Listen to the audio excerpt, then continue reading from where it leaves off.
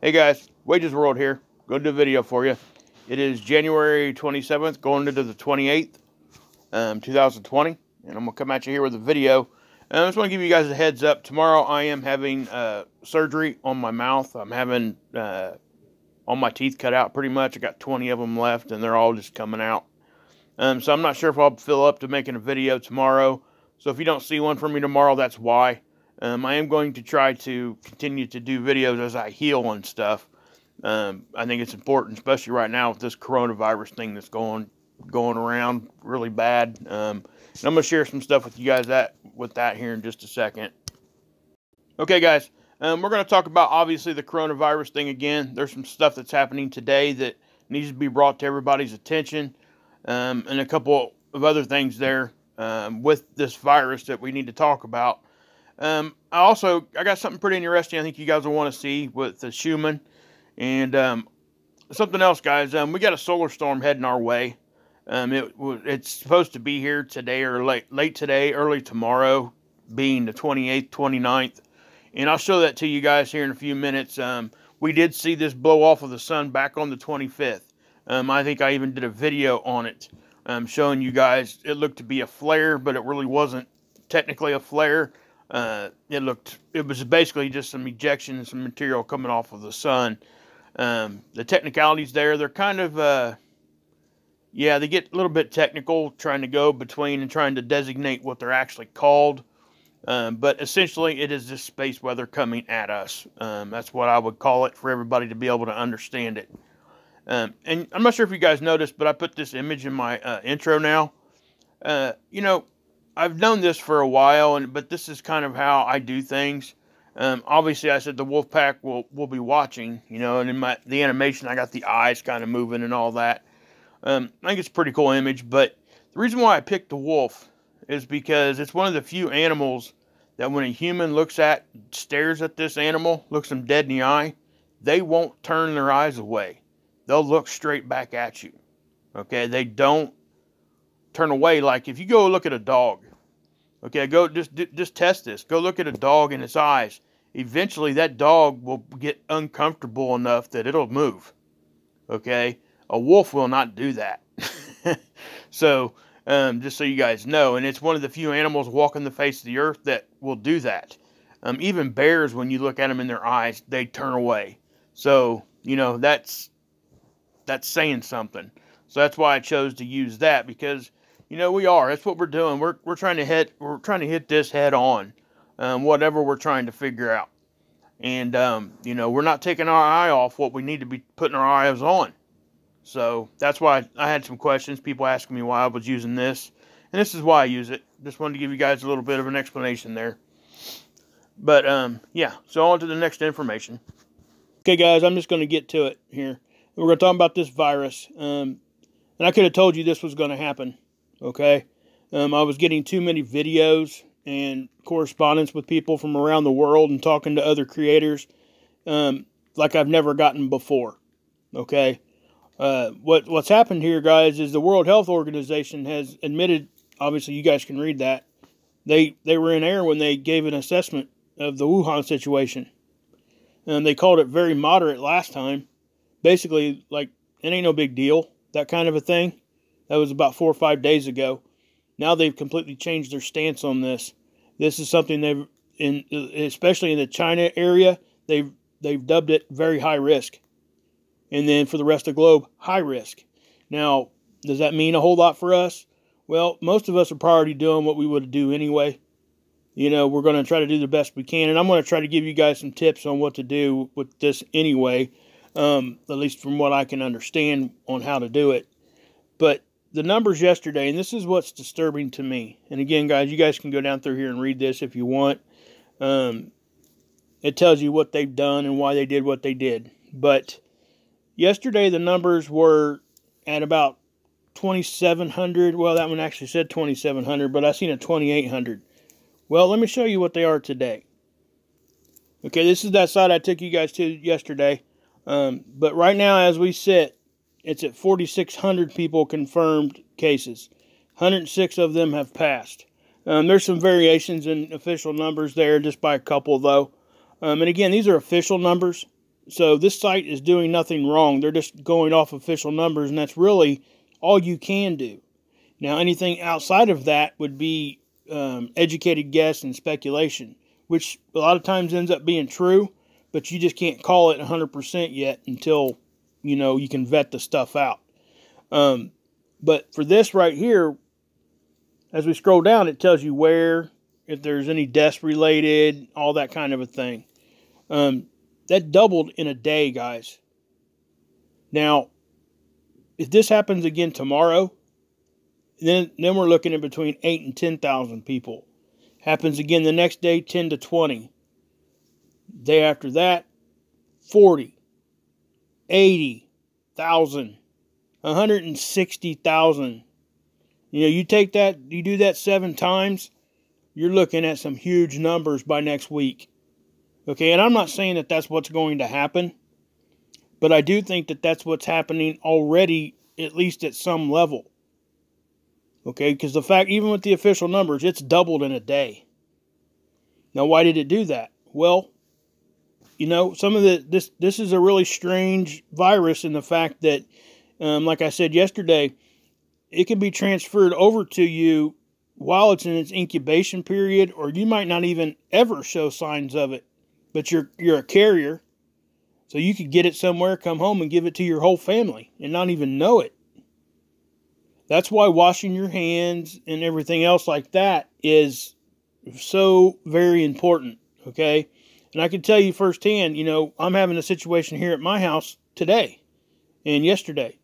My daughter woke up with a fever and a sore throat, head, all that kind of a thing. Those are all the symptoms. Basically, flu or common cold symptoms. Those are the symptoms. So what do we do as parents? Well, we want to make sure we're okay with our kids, but we don't want to rush them to the doctor if it ain't nothing. But in a situation like this, I would lean towards caution. That's just me. Okay, after talking to Scott and stuff about this a little bit and getting some advice, I was going to take my daughter to the doctor this afternoon, but they couldn't get her in. She doesn't have any underlying health conditions. Her immune system seems to be pretty strong. So I'm going to wait until tomorrow morning and see where it's at, if she's still having symptoms or not, and, we'll go from there. But, if I had the chance to get her in yesterday, I would have, just to be honest. And, this is something, it's a hard decision for everybody. It's not a good situation at all. Now, I want to show you this down here, okay? There's the map, okay? But something I didn't show you guys yesterday, which is kind of cool. It actually puts a timeline for you guys, for anybody who wants to look at it, of when the cases are being reported and stuff. Now, why do we think these numbers are way off? Well, I'm seeing videos sent to me and from other creators and stuff, talking to them that have connections. I have some people that I know, and I'm not going to go into detail and stuff, but a lot of the stuff is very graphic, number one. And it ain't that I don't think you guys can handle it, but the main thing is that that they would just block these videos. They're doing it across all social media. Even using these words like coronavirus, eventually you're probably going to get these videos just smacked off the internet. Okay? So with that being said, I wouldn't even be able to talk to you guys about nothing if I was to show that kind of stuff.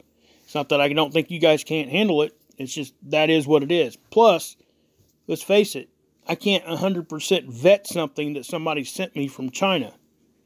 And this is too important stuff to try to be taking a chance on that being a mistake.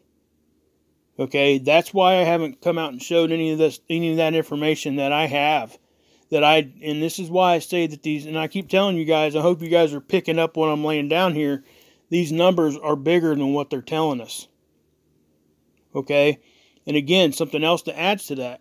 I'm hearing that they don't even have enough tests over there to give us an accurate number. If you can't test them and confirm it, how are you going to have an accurate number? You're not. Okay? And that's just a fact.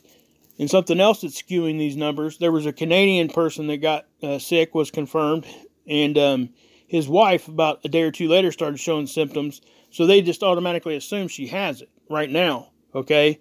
But she can't be counted into the confirmed number until they get the test back. So sometimes that can skew the numbers off a little bit. So that's the stuff that we're dealing with here. Just know that this is something we need to take it serious, guys. Okay? And I know I've given up on trying to make this a positive thing, or give it any kind of positive spin, because it's just not possible. This is just being real, guys. Now, this right here is odd to me. Again, I said this yesterday. There's no cases there. I find that really strange that that's what's going on. And that's another reason why I don't think that these numbers are correct. The way that we travel and stuff nowadays, and the way communication is, you can't tell me that the rest of the world has it and those two places don't. No way. No way. I don't believe it. Okay. But yeah. So, we're going to stop that conversation right there. I'm going to point you guys to Scott's last video over at Project Disclosure. He goes over all the symptoms, guys. And again, it's just basically common cold, but he also tells you what to do. Now, I'm going to show you something a subscriber sent me. Okay, this was a comment that was left by Mrs. Higgins, and thank you for leaving this, Miss Higgins.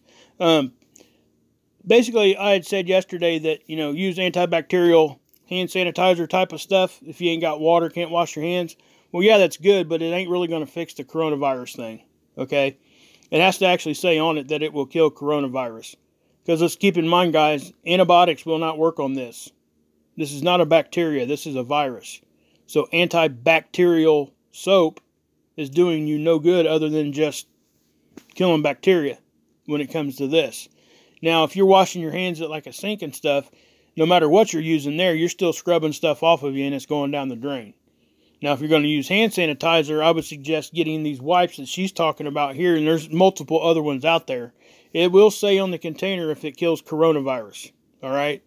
Just look on the back. You may have stuff at the house that already has it. As far as the masks and stuff go, that's up to everybody else what they want to do with that. I think they're saying we need the N99s, N100 style masks. I'm hearing that from people. I'm not for sure on that, so don't quote me on that. But if you're going to take the step to do a mask, you need to take the next step and do a goggle and gloves, believe it or not. Okay, because it can be contracted that way through your eyes, any kind of membrane, touching something that somebody was sick that just touched. And that's where the gloves come in, and washing your hands, all of that. So if you're going to take the step to put a mask on, I would suggest doing all of it. I know you would look crazy. At least you would look crazy until everybody around you's sick. Then who's looking crazy?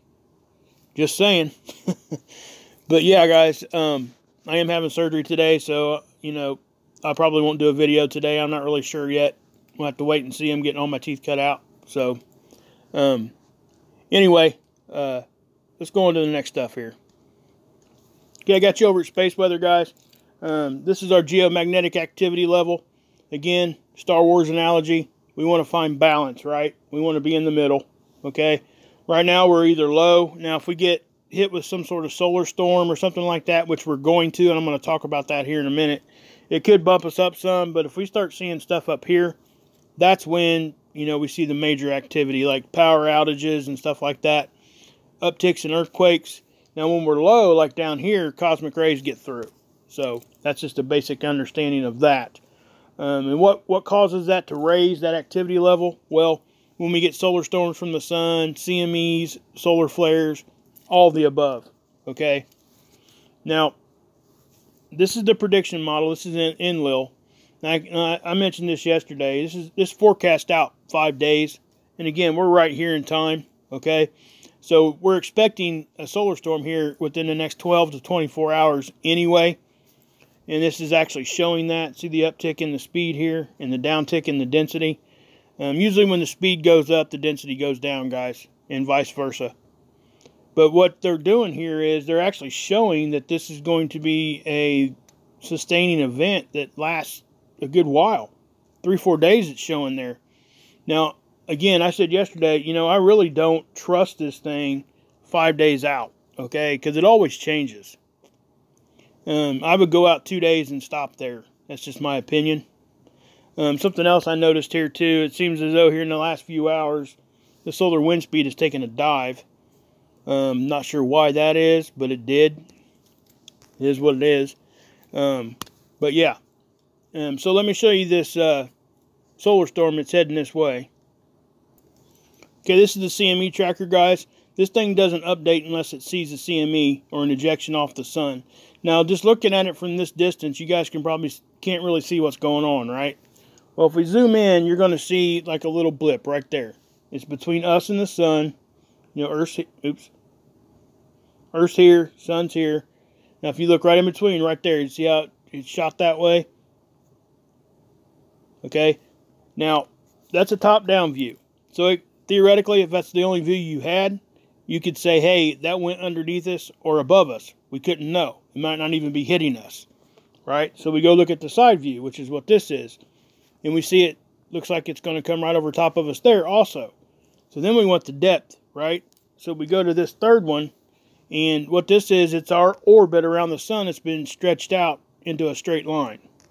And what you want to look for, there's Earth. Now watch the little haze right there. See that? It's like a little distorted area. There.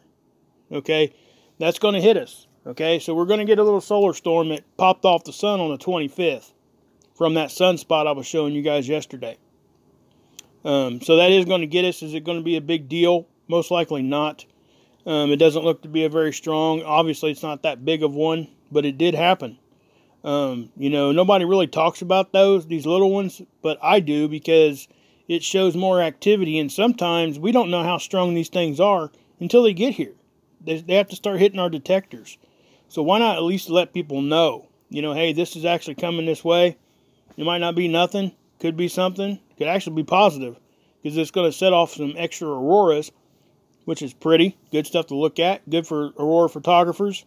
It could help out in a lot of different areas. You know, we do need to see some activity from the sun to keep us strong anyway, our magnetic field. So just letting everybody know that too. You know, when the sun's weak, we're weak. When the sun's strong, typically we're strong too. So yeah. So yeah, check out the last part of this video with the Schumann thing. I'm going to show you guys. It's pretty cool. It's a frequency machine, and it's got water that's being levitated. And I put something together there that I couldn't believe happened. But just check out the rest of this video, guys. Alright, guys. Well, I got you here. This is the Schumann, okay? This is an old capture. Today's Schumann was pretty normal. We are seeing some spikes. I'm not going to show it to you right here. You guys can go check it out. If you guys go over to Mr. Aaron BB3's channel, there's a tab on his webpage. It says Schumann Resonance. Just click on it, and it'll take you right to it. It's really simple to get to. I suggest you guys go over and check that out anyway. It's cool stuff. Anyway, what we're seeing is this stripe signature, right? I was wondering whether or not this was a tool flaw, right? And I explained to everybody before why this is so odd, right? Now, we're not seeing it in any of the other ones. Now, it did come back a few times, but it's not staying consistent. So that's telling me that it's most likely not a tool flaw. Because in my mind, if it's going to stripe here, it should probably stripe across the whole thing. That, and also, guys, now I'm telling you guys this so you guys understand how the odds of this actually happening is kind of crazy. The way that this tool works is it takes numbers, data points, vibrational data from different locations and puts an average.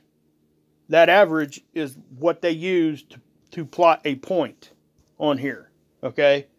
Now, a point on here is a straight line. That's one data point from the average of those stations. Okay, so in order to get a horizontal line like this, it had to get the exact same frequency and frequency disruptions there for almost an hour in a row. From an average of 10 to 12 stations or whatever they're using. Okay, so that right there is astronomically like, what the heck? There's no way nature is causing that. So in my mind, this is something that's intelligently being done. And let me show you something I come across. Okay, what you're looking at here, guys, it's a frequency machine. All right? A small one. Now, what are they using it for, right? Well, every one of these little dots is actually connected underneath this plastic thing to a little small speaker. And then it has the same setup on the bottom down here. Now, you can't see it in this capture, but that's what's going on. When they turn this on, it's going to send sound waves frequency out at a specific decibel, whatever it is, whatever hertz level, that kind of a thing. Now, he's got a hypodermic needle there. He's got red liquid in it. He's going to put a drop of red water out there, and it's going to levitate it. Okay? Not that right there is amazing in itself, but what it does after that is really what I want to show you guys. So just check this out. Pointer. Am I in the middle? Yeah. Oh. That is a single floating drop of red liquid. Let's get the blue liquid in there. At least I'm lined up now, you know? Oh my god, and there's even a tiny one between them. It's separating. It's breaking apart. Oh, it fell into the other one. Yo, that is bananas. That is bananas. What? Yo, alright, get the macro.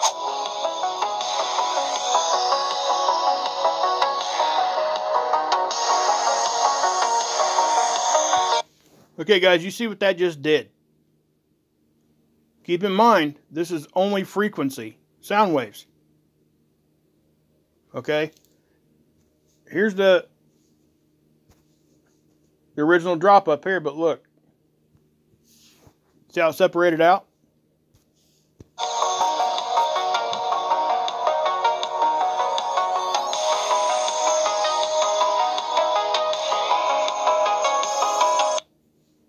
So yeah, guys, I mean, check that out. I mean, isn't that just nuts? So, you know, he's a great magician, a Canadian magician anyway, and obviously he would try to use this in a magician application.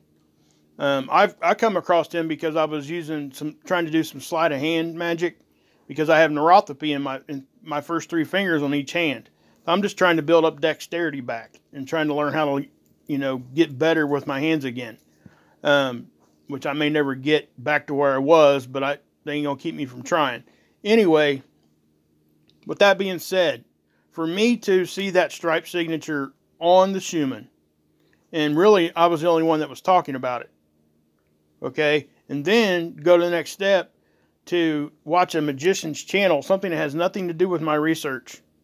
Okay, anything I talk about here, and then to see this. I mean, I have a hard time thinking I wasn't led to see that. I was meant to see that, just to be honest. That's how I feel anyway. Now, again, guys, that right there pretty much shows me and convinces me that that signature I've seen there is probably legit. It is an actual signature. It's not a tool flaw. So then you got to ask yourself the next question. Was it natural or was it done intelligently? I'm leaning towards intelligently, just to let you know. So yeah, guys, again, wash your hands. Get stuff that it can't just be antibacterial hand soap. It has to be something that does kill the coronavirus.